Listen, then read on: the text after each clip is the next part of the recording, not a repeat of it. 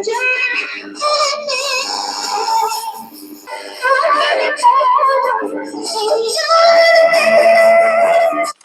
Back to old sweet channel. இன்னைக்கு நம்ம பார்க்க போகிறது என்னன்னா மீடியம் வேவ் டிரான்ஸ்மிட்டர் சர்க்யூட் வந்து எப்படி டிசைன் பண்ணுறதுன்னு சொல்லி பார்க்க போகிறோம்.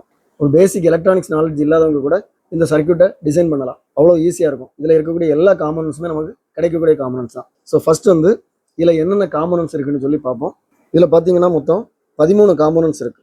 இதில் மெயினாக தெரிய வேண்டியது என்னென்னா இந்த காயில் வந்து எப்படி டிசைன் பண்ணுறதுன்னு சொல்லி தான் நமக்கு தெரியணும். நம்மகிட்ட இருக்கக்கூடிய எல்லா ரேடியோஸ்லையும் மீடியம் வேவ் ரேஞ்ச் பார்த்தீங்கன்னா 500 to 1600 கிலோஹெட்ஸ் இருக்கும். அதில் நம்ம டிசைன் பண்ணியிருக்குது அதில் மிடில் ஃப்ரீக்வன்சினா அரௌண்ட் 1000, அதாவது 500லேருந்து 1600 போகும்போது இடையில பார்த்தீங்கன்னா 1000 கிலோஹெட்ஸ். அதுக்கு தான் நம்ம டிசைன் பண்ணியிருக்கோம். அந்த 1000 கிலோஹெட்ஸுக்கு இந்த காயில் நம்ம டிசைன் பண்ணணும். இதுக்கு பேர் வந்து ஃபெர்ரைட் ராடு. இது வந்து எங்கே கிடைக்கும்னா இந்த மாதிரி டேமேஜ் ஆன ரேடியோவில் நம்ம இதுலேருந்து எடுத்துக்கலாம். இதுதான் ஃபெர்ரைட் ராடு. ஆண்டனா காயில் இதில் இருக்கும். 2 இன்ச்சு குறையாமல் எடுத்துக்கணும். இந்த மாதிரி ஒரு சார்ட் பேப்பரில் உள்ள ஒரு துண்டு எடுத்துக்கணும். இந்த மாதிரி இதை கட் பண்ணிக்கணும். இந்த ஃபெர்ரைட் ராடு வந்து அதுக்குள்ளே போகிறது மாதிரி இந்த மாதிரி உருட்டிக்கணும். இந்த மாதிரி டேப் வந்து கடையில் கிடைக்கும். இதுதான் போடணும்னு இல்லை, இது நல்லாயிருக்கும். இது வந்து அப்ரோ டேப்னு சொல்லுவோம்.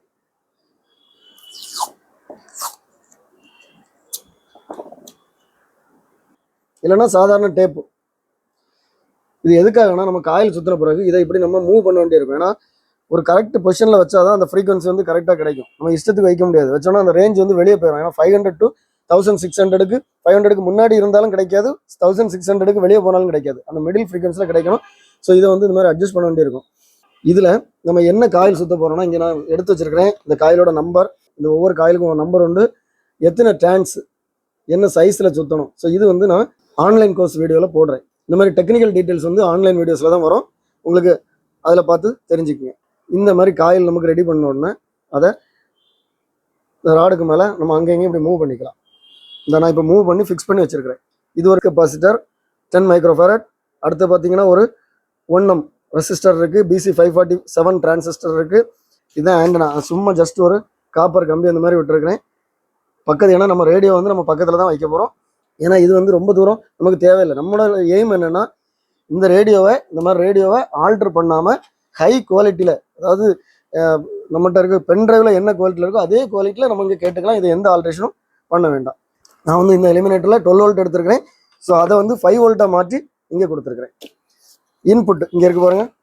RCA கனெக்டரில் எடுத்திங்கன்னா 1 கிரவுண்டு 1 சிக்னலாக இருக்கும். இதுதான் கிரவுண்ட், இது சிக்னல்.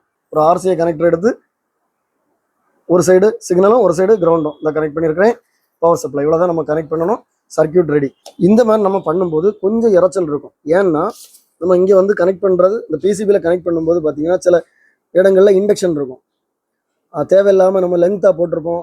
ஸோ இந்த இடங்கள்லாம் பார்த்தீங்கன்னா இண்டக்ஷன் இருக்கும். பொதுவாக அந்த மாதிரி டிரான்ஸ்மிட்டர் ரிசீவர்லாம் பார்த்தீங்கன்னா இண்டக்ஷனே இருக்கக்கூடாது. மேக்னெட்டிக் ஃபீல்டு வெளியே இருந்து நமக்கு எந்த டிஸ்டர்பன்ஸும் இருக்கக்கூடாது. கரெக்டாக இருக்கணும். அதுக்காக இந்த மாதிரி PCB ப்ரொஃபஷனலாக பண்ணுறவங்க வந்து இந்த மாதிரி PCB போட்டு பண்ணுவாங்க. இதுக்குள்ளே PCB கிடையாது. நான் எக்ஸாம்பிளுக்காக காமிக்கிறேன். இங்கே வந்து அந்தந்த காம்பனன்ஸ் என்ன காம்பனன்ஸ்களை போடணுமோ அந்த காம்பனன்ட் அப்படியே வச்சு இங்கே சோல்டிங் பண்ணிட்டா போதும். சிம்பிள் சர்க்யூட்டாக மாறிடும். ஸோ இவ்வளோ பெரிய சர்க்யூட் போட வேண்டிய தேவையில்லை. சின்னதாக நான் PCB போட கொடுத்துருக்கிறேன். அது வந்து ரெடியாகி வந்த பிறகு நம்ம வந்து சாஃப்ட்வேர் டிரான்ஸ்மிட்டர் நான் ஒரு டிவைஸ் பண்ணி கொடுத்துட்ருக்கேன். அதே மாதிரி மீடியம் வேவ் டிரான்ஸ்மிட்டரும் டிவைஸாகவே பண்ணி கொடுக்குறேன். அதில் பென்ட்ரைவ் போட்டாலே அப்படியே டிரான்ஸ்மிட் ஆகி நமக்கு இந்த ரேடியோவில் ரிசீவ் ஆகிற மாதிரி நமக்கு கிடைக்கும். ஸோ இப்போ நான் இதை டெஸ்ட் பண்ணி காமிக்கிறேன் பாருங்கள்.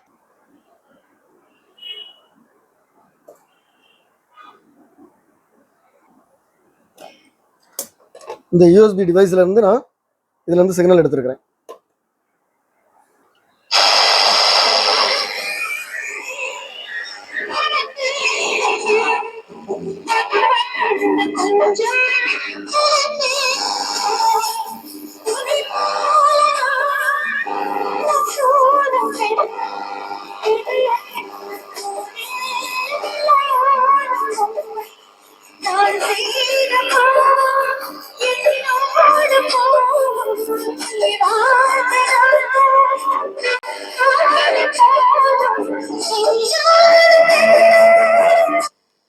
ஸோ இப்போ நமக்கு ஏற்கனவே நான் வந்து இதில் ஃபோக்கஸ் லைட் போட்டிருக்கேன். அந்த டிஸ்டர்பன்ஸ் மீடியம் வேவுக்கு இந்த மாதிரி வெளியே இருந்து ஏதாவது இந்த லைட் டிஸ்டர்பன்ஸ் வந்தாலே ரொம்ப இறைச்சலாக இருக்கும். ஆனால் அது கூட இல்லை. இங்கே பாருங்கள் எவ்வளோ தெளிவாக இருக்குது பாருங்கள்.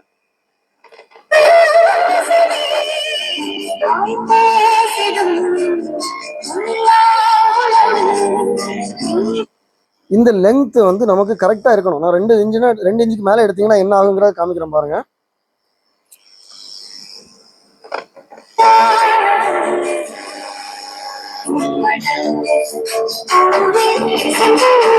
இந்த லென்த்தை நான் கூட்டுறேன், அதாவது இது கூட இதை தொடுறேன், உடனே எங்க மாறுது பாருங்க.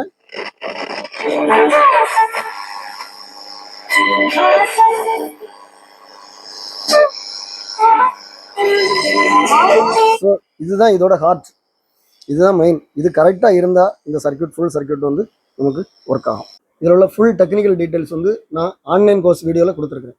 ஸோ உங்களுக்கு அதில் இன்ட்ரெஸ்ட் இருந்ததுன்னா நீங்கள் அந்த வீடியோவில் பாருங்கள். ஆன்லைன் கோர்ஸ் வீடியோ வந்து மெம்பர்ஸுக்கு மட்டும்தான் தெரியும்.